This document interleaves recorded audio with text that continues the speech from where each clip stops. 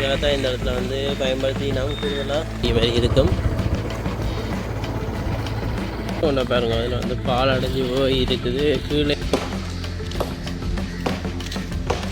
இருக்கிற ஒரு பெரிய அளவிலான ஸ்டேடியம் உண்டு. கோட்டைக்குள்ளே போகிறாண்டா இந்த பாதுகாப்பு சுவர் மற்ற அடுத்து இப்போ நாங்கள் பார்க்குறது என்னன்னு சொல்லி பார்த்து, இப்போ நாங்கள் நிற்கிற இடம் பாருங்க யாழ்ப்பாணம். இப்போ நீங்கள் பார்க்குறது தான் வந்து எங்களை நல்லூர் கோயில். இந்த இடத்துல பார்த்தீங்கன்னா உங்களுக்கு எவ்வளோ கம்பீரமாக நிற்கிறாருன்னு சொல்லி பாருங்க வாளோட. ஓகே, இவ்வளோ நாங்கள் இப்போ பார்த்தீங்கன்னு சொன்னால் இப்போ நாங்கள் வந்து கோப்பாயில் நிற்கிறோம். போட்டு மட்டும் நிறுத்தி வைக்கப்பட்டிருக்கு.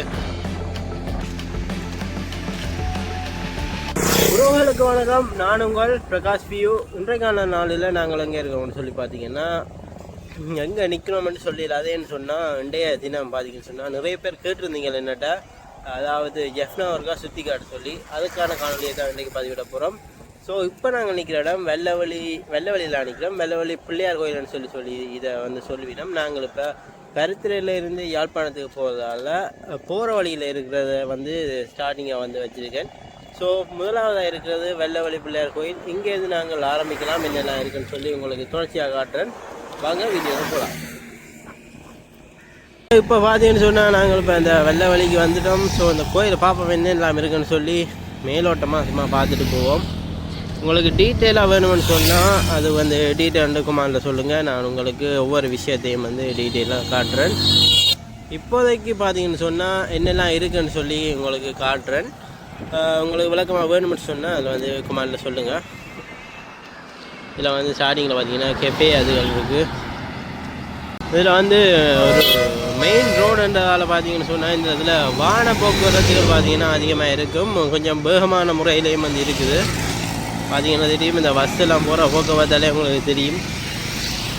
இதில் வந்து வெள்ளவழி பிள்ளையார் கோயிலில் பார்த்தீங்கன்னா சாய்பாபா இருக்கிறார், மற்றது எங்களோட ஹனுமான் இருக்கிறார், அதாவது ஆஞ்சநேயர் மற்ற அதுக்கு எதில் பார்த்தீங்கன்னு சொன்னால் இதில் வந்து சன்னதி முருகன் வந்து வியாபார நிலையம்னு சொல்லி மண் சட்டி அதுகள் கலை சிற்பங்கள் மாதிரியான பொருட்கள் வந்து விற்பனை ஆகி கொண்டு இருக்குது.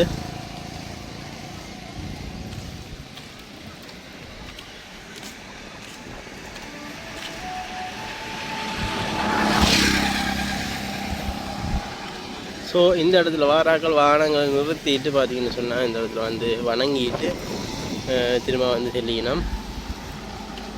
அதிகப்படியான வாகனங்கள் பார்த்தீங்கன்னு சொன்னால் இந்த இடத்துல வந்து நின்று வணங்கி தான் போகுது. இப்படி எங்கே வந்தோம்னு சொன்னால் ஜூஸ் கடை அது இதுன்னு சொல்லி கச்சான் ஜூஸ் அதுன்னு சொல்லி இருக்குது. எல்லாம் நிற்கிற பழங்கள் மற்றும் வகையான கடைகள் வந்து இந்த இடத்துல இருக்குது.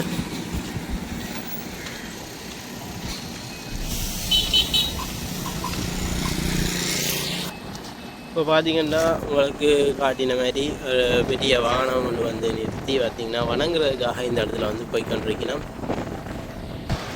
இப்படியே பார்த்தீங்கன்னா அங்காலேயும் ஒரே ஒரு பழக்கடை தான் இருக்குது. ஸோ இதை நான் அவ்வளோதான் காட்ட விரும்புகிறேன். ஸோ இதுக்கு மேலதிகமாக வேணும்னு சொன்னீங்கன்னா கமெண்டில் சொன்னீங்கன்னா தான் நான் உங்களுக்கு மேலதிக விளக்கத்தோட வந்து போடுவேன்.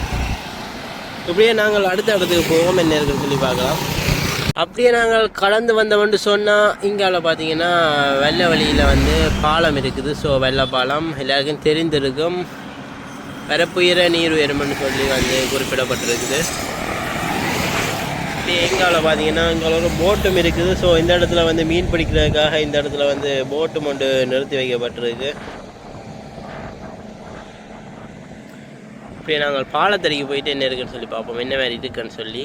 அப்படியே வெள்ளவழி பாலத்துக்கு முன்னுக்கு பார்த்தீங்கன்னு சொன்னால் அவதானம்னு சொல்லி பாலம் வழக்கம்னு சொல்லி குறிப்பிடப்பட்டிருக்குது ஒரு சேஃப்டிக்காக. அடுத்ததாக பார்த்தீங்கன்னு சொன்னால் அன்புடன் வரவேற்கிறது வலுகாமம் கிழக்கு பிரதேச சபை அப்படின்னு சொல்லி மென்ஷன் பண்ணியிருக்கிறோம். மற்ற சிங்களம் இங்கிலீஷ்லேயும் வந்து இதை வந்து குறிப்பிடப்பட்டிருக்குது. அடுத்ததாக பார்த்தீங்கன்னு சொன்னால் என்னை வந்து வேக கட்டுப்பாடு எந்த அளவுக்கு இருக்கணும்னு சொல்லி குறிப்பிடப்பட்டிருக்கு. இதில் அதிகமான நாங்கள் பார்த்தீங்கன்னு சொன்னால் அதை வந்து வேகத்தை வந்து மெயின்டைன் பண்ண மாட்டினோம். கூடுதலாக 40-50லேயும் போராக்கள் இருக்கணும்.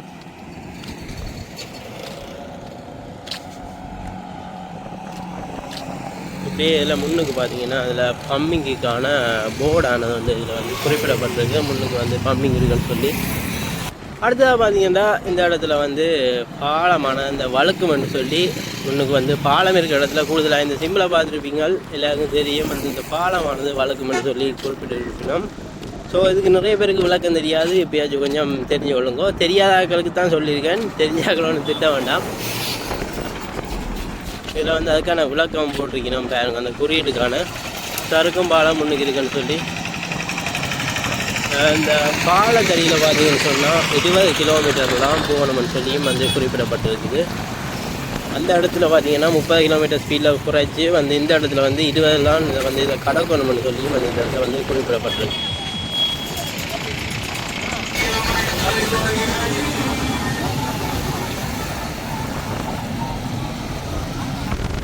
இப்படியே நாங்கள் கடந்து வந்தோம்னு சொன்னால் இந்த இடத்துல வந்து ஸோ இது வந்து எந்த பிரிவுன்னு சொல்லி வந்து குறிப்பிடப்பட்டிருக்கு. கருத்து யாழ்ப்பாணம் வந்து நிறைவேற்றுத்துறை பொறியியலாளர் பிரிவுன்னு சொல்லி இதை வந்து குறிப்பிட்டிருக்கணும்.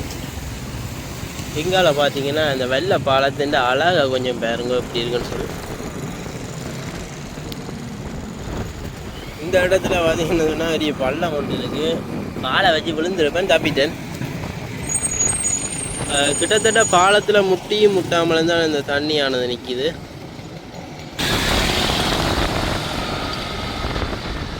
ஓகே, இவ்வளோ எங்களை வெள்ளப்பாலம். ஸோ இப்படியே நாங்கள் அடுத்த இடத்துக்கு கடந்து போகலாம். என்ன ஒரு வடிவாக இருக்குன்னு சொல்லி பாருங்க இந்த இடம். நல்ல வழி, சும்மா நல்ல இயற்கையான காற்று சும்மா வேறு லெவலில் வருது.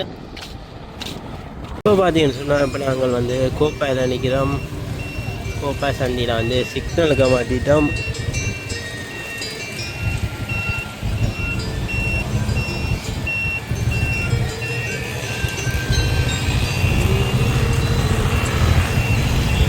மக்களே, நாங்கள் இப்போ அடுத்ததாக வந்திருக்கிற இடம் எங்கேன்னு பார்த்தீங்கன்னா செம்மணிச்சந்தி, அதாவது சங்கிலி மன்னன் சிலையை தான் பார்க்க போகிறோம்.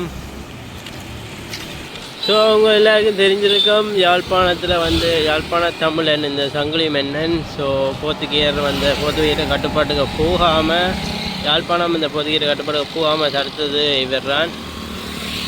எவ்வளோ கம்பீரம் அணிக்கிறான்னு சொல்லி பாருங்க வாளோட.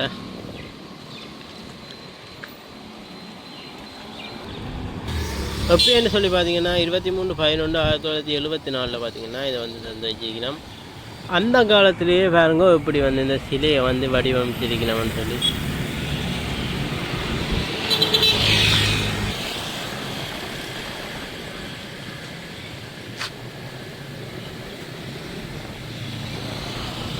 ஸோ இது வந்து பழைய கல்வெட்டு மாதிரி இருக்குது. இந்தியாவில் இருக்கிறது வந்து புதுசு.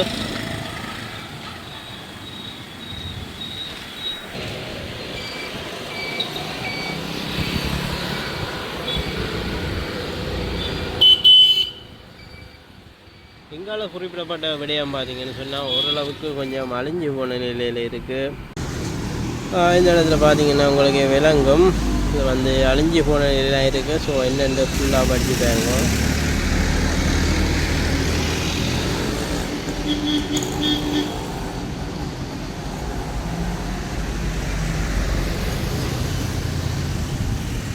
ஓகே, இந்த வீடியோ நீங்கள் பாஸ் பண்ணிவிட்டு ஃபுல்லாக படிக்கலாம். இதுதான் எங்கள் சங்கிலி மன்னன் உருவச்சியில். பின்னால் பார்த்தீங்கன்னா ஒரு பூவோட படம் வந்து பதிக்கப்பட்டிருக்கு. இப்படியே நாங்கள் அடுத்த இடத்துக்கு போவோம். அதாவது அடுத்ததாக பார்க்குறது வந்து எங்களோட நல்லூர் கோயில். அங்கே போயிட்டு பார்ப்போம். இப்போ நீங்கள் பார்க்குறது தான் வந்து எங்களோட நல்லூர் கோயில்.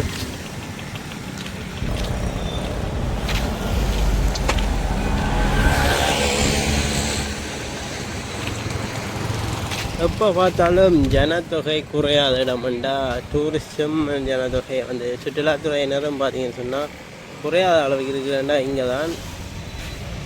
எந்த நேரம் வந்தாலும் இந்த இடத்துல யாராச்சும் இருந்துக்கிட்டே இருப்பாங்க, ஃபாரினர்ஸாக இருந்தாலும் சரி.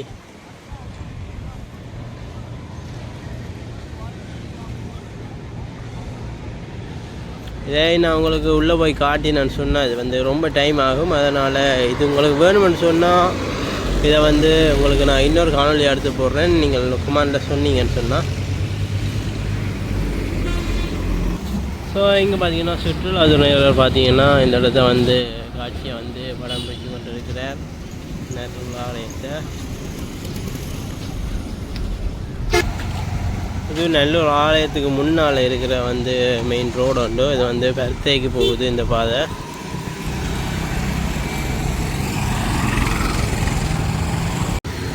இது பார்த்திங்கன்னா நல்லூர் ஆலயத்தின் சைட்டில் இருக்கிற வந்து நாச்சந்தின்னு சொல்லுவினம். அதாவது 4 சந்தி. இதிலே ஒரு பெரிய அளவிலான கோபுரம் ஒன்று இருக்குது பாருங்க.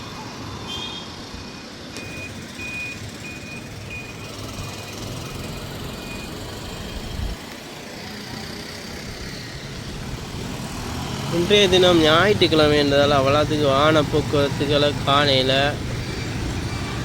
இந்த இடம் சரியான க்ரௌடாக இருக்கும். ஸோ வந்து தினம் பார்த்திங்கன்னா குறைவாக இருக்குது. என்னன்னு சொல்லி தெரியல, கிளைமேட் பிரச்சனையா. இந்த இதில் இருக்கிற கேட் இந்த பெருசாக வேணும் பாருங்க. கிட்டத்தட்ட 20 அடி கிட்டே இருக்கும் போல இருக்குது உயரம் மட்டும்.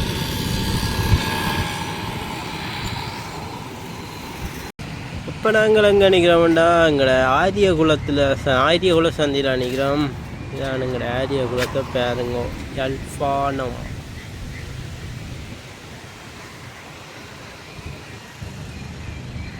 டே கிளைமேட் பார்த்தீங்கன்னா ரொம்ப டல்லாக இருக்குது. ஸோ சுற்றி திரிய ஓகே. கேமராவுக்கு பார்த்தீங்கன்னா அவ்வளோது கிளியராக இல்லை, கொஞ்சம் டல்லாக தான் இருக்குது. அப்படி ஆரியகுலத்துக்கு இதில் பார்த்தீங்கன்னா ஒரு புத்த கோயில் ஒன்று இருக்குது.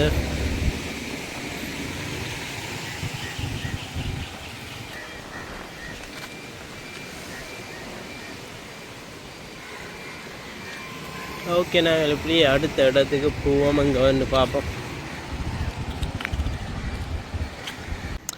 இப்போ நாங்கள் நிற்கிற இடம் எங்கேன்னு பார்த்தீங்கன்னு சொன்னால் யாழ்ப்பாணம் மணிக்கூடு கோபுரத்தடியில் நிற்கிறோம்.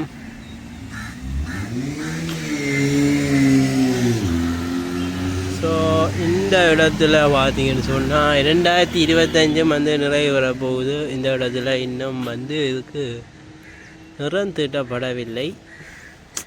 அதான் கொஞ்சம் கவலையாக இருக்குது. நியூ இயருக்கு ஆனால் இந்த இடத்த பார்க்க தேவையில்லை. பட்டாசு அது இதுன்னு கலர்ஃபுல்லான லைட் அது இதுன்னு வேறு லெவலில் இருக்கும்.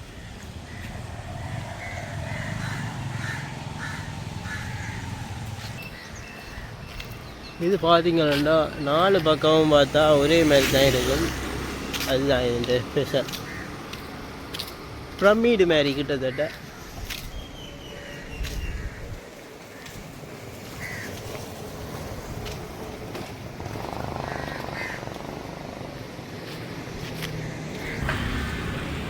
இந்த இடத்துல ஒரு மென்ன சிலை ஒன்று இருக்கு.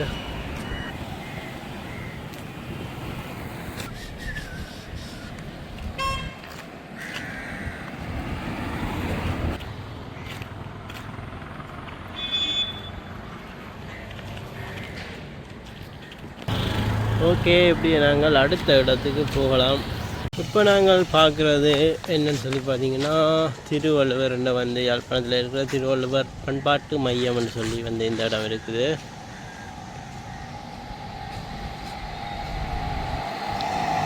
இது பார்த்தீங்கன்னா மணிக்கூடு கோபுரத்தை வந்து இந்த இடத்துல தாண்டி வரைக்கும் வந்து இந்த இடத்துல இருக்கும்.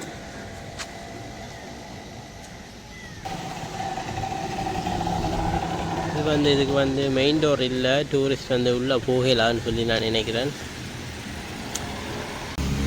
அடுத்ததாக நாங்கள் பார்க்க போகிறது எங்களை யாழ்ப்பாணம் வந்து எரிக்கப்பட்ட நூலகத்தை தான் பார்க்க போகிறோம். இந்த இடத்துல பார்த்திங்கன்னா பாதை வேலை கொஞ்சம் நடக்குது.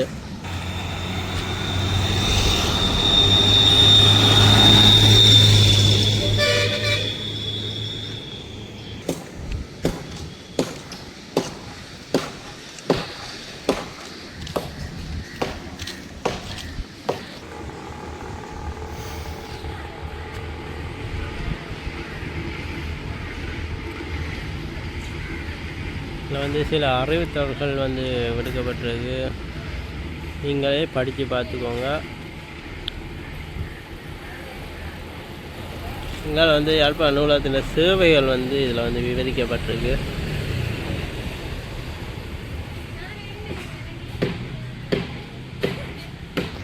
அந்தளவுக்கு தெளிவாக இல்லை, எல்லாம் மங்கின நிலையெல்லாம் இருக்குது.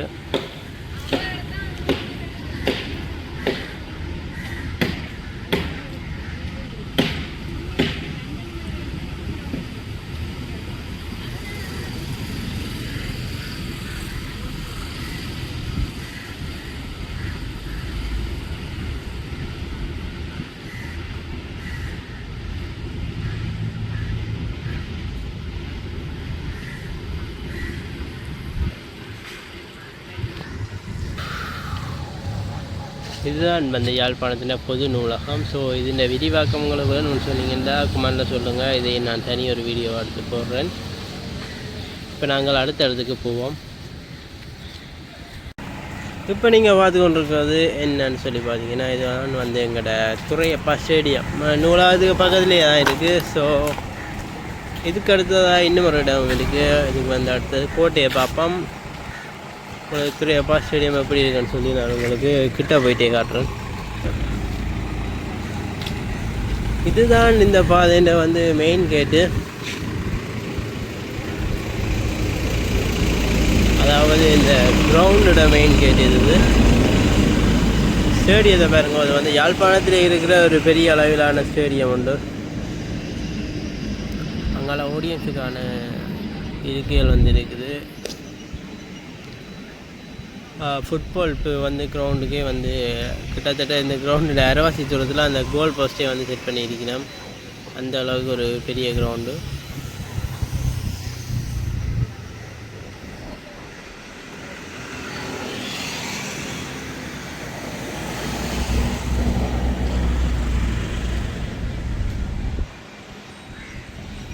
இப்படியே நாங்கள் அங்கால போனோம்னு சொன்னால் இங்கே பார்த்தீங்கன்னு சொன்னால் ஒரு ஃபாரினர் ஒருத்தர் வந்து ஒன்று இருக்கிறார்.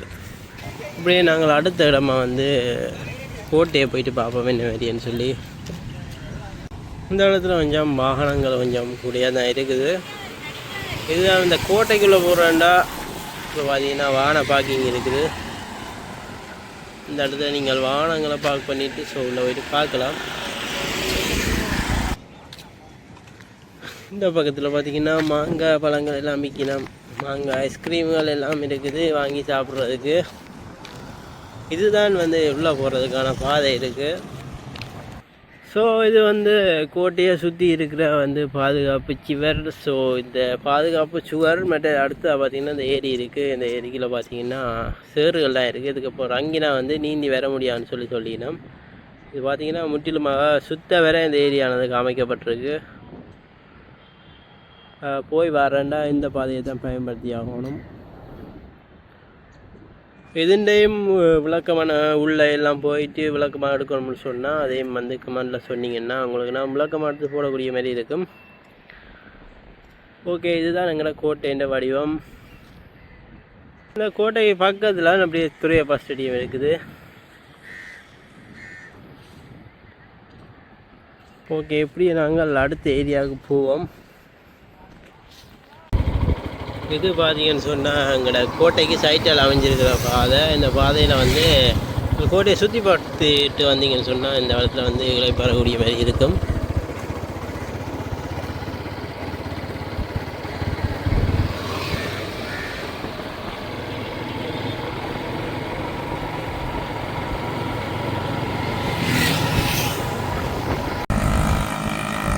இதில் பாருங்க, இந்த அளவுக்கு மக்கள் வந்து இளைப்பாடுறதுக்காக தான் இந்த இடத்துல வந்து பயன்படுத்தி நாம் கூடுதலாக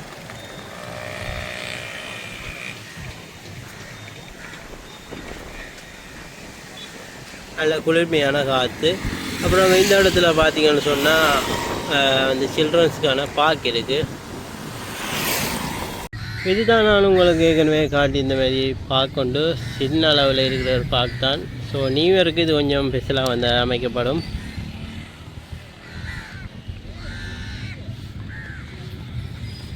இந்த படம் கொண்ட பாருங்க, அதில் வந்து பால் அடைஞ்சி போய் இருக்குது. கீழே எது மூட்டை ஆகிட்டான்னு சொல்லி தெரியல. எவ்வளோ பெருசுன்னு சொல்லி பாருங்க. ஸோ இவ்வளோ பெரிய படகு பார்த்தீங்கன்னு சொன்னால் வந்து கொஞ்சம் பால் அடைஞ்சி போயிட்டுது. நீ பயன்பாட்டுக்கு வராது இது. ஓகே, இப்படியே நாங்கள் அடுத்த இடத்த பார்ப்போம். மக்களே, உங்களுக்கு இந்த சாட்டி ரோடை உங்களுக்கு காட்டுவோம்னு சொல்லி நான் வந்திருக்கேன். பாருங்க இப்படி இருக்குன்னு சொல்லி. இப்படியே நேருக்கு ஒரு வடிவான ரோடாக தான் இருக்குது. ஓகே, இதுதான் பாருங்க எப்படி இருக்குன்னு சொல்லி. ரெண்டு பக்கம் ஃபுல்லாக தண்ணியாக இருக்கும். பாருங்க, அண்ணன் வந்து ரால் கூடும் மீன் வந்து குத்தி கொண்டிருக்கிறார்.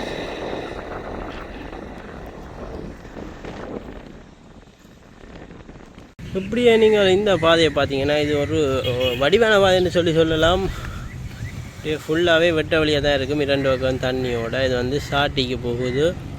சாட்டி பீச்சை பார்க்கணுமென்னு சொன்னால் மறக்காமல் கமெண்டில் சொல்லுங்கள். நான் சாட்டி பீச்சை உங்களுக்கு காட்டுறேன்.